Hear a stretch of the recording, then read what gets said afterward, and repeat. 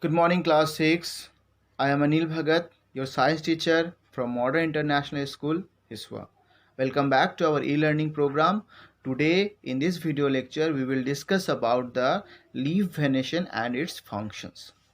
Leaf venation and its functions. So, we had already discussed under chapter 7, that is getting to know plants. Yesterday we had already discussed about the structure of leaf and the different parts of the leaf. So, and we had performed an activity in which we covered the leaf with a sheet of white paper and then rub the pencil horizontally, and we observed the pattern of veins which appear on the piece of white paper. So this design made by vein, or this design of vein in a leaf is called venation. This design of vein in a leaf is called venation.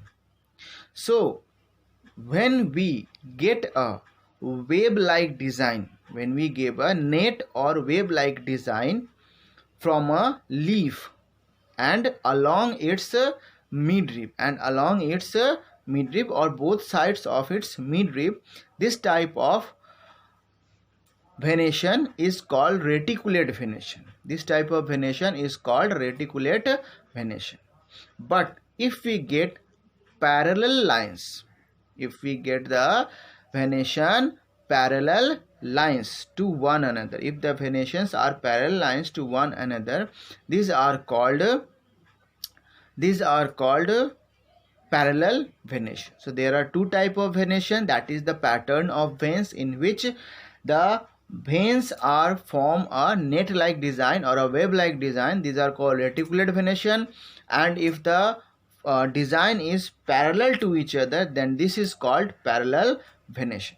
This is called parallel venation. So here the best example for parallel venation is banana or grasses. If you observe, the venation is what? Parallel to each other. And in the China rose plant, and several other plants, are mango is there. If you observe the leaves of these plants, you will observe you will observe reticulate venation.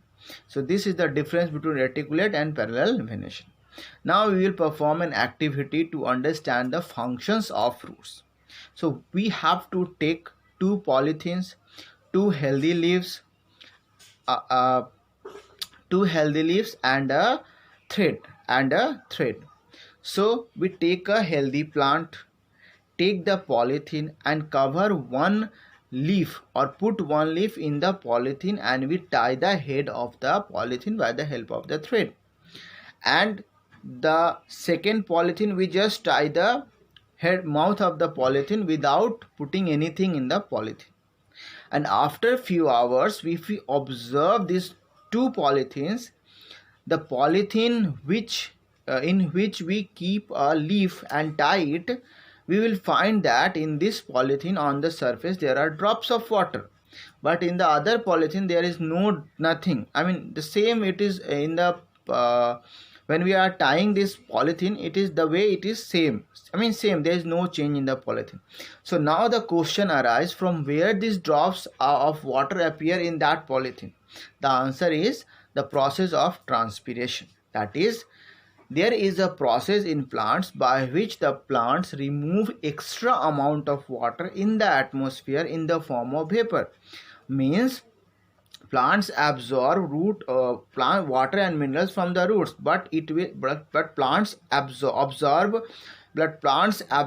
extra amount of water, and this extra amount of water must be removed from the plant, or else it will affect the health of the plant or affect the tissues of the plant.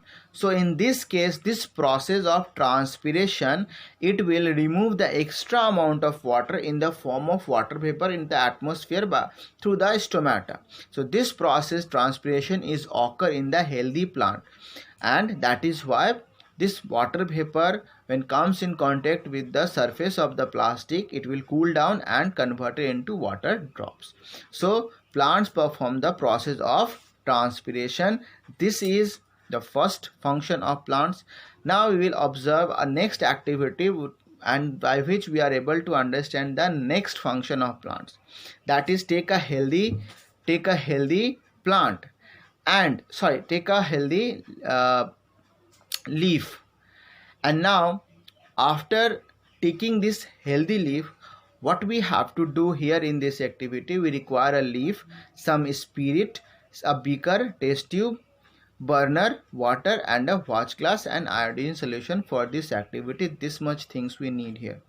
So we need a healthy plant leaf. We take the leaf, clean it properly, put it in the spirit, take it in a test tube and pour spirit on it, and then immerse the leaf totally in the spirit.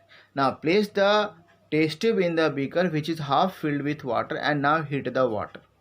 So after heating the water, we observe after some time we heat it properly, and we heat the beaker till the green color from the leaf will disappear, comes out into the spirit in the test tube. Means all the green color will removed into the test tube.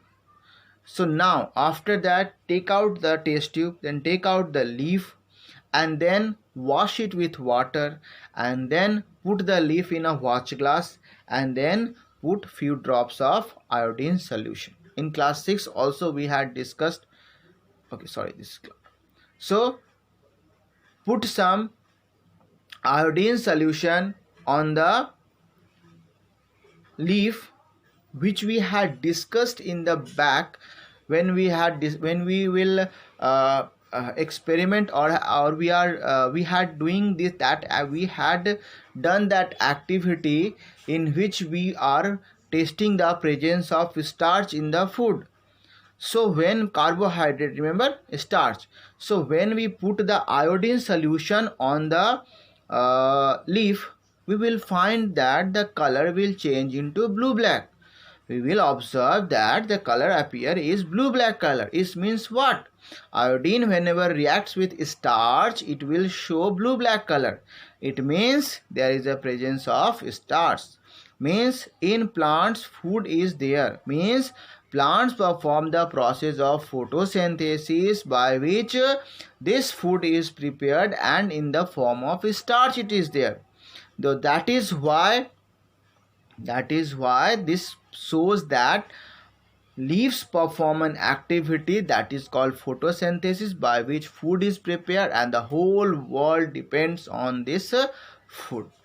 So class, I hope you are able to understand this lecture well, and about the activity and about the venation. If any problem, ask me class. I will help you. Have a great day. Be safe at home. Thank you.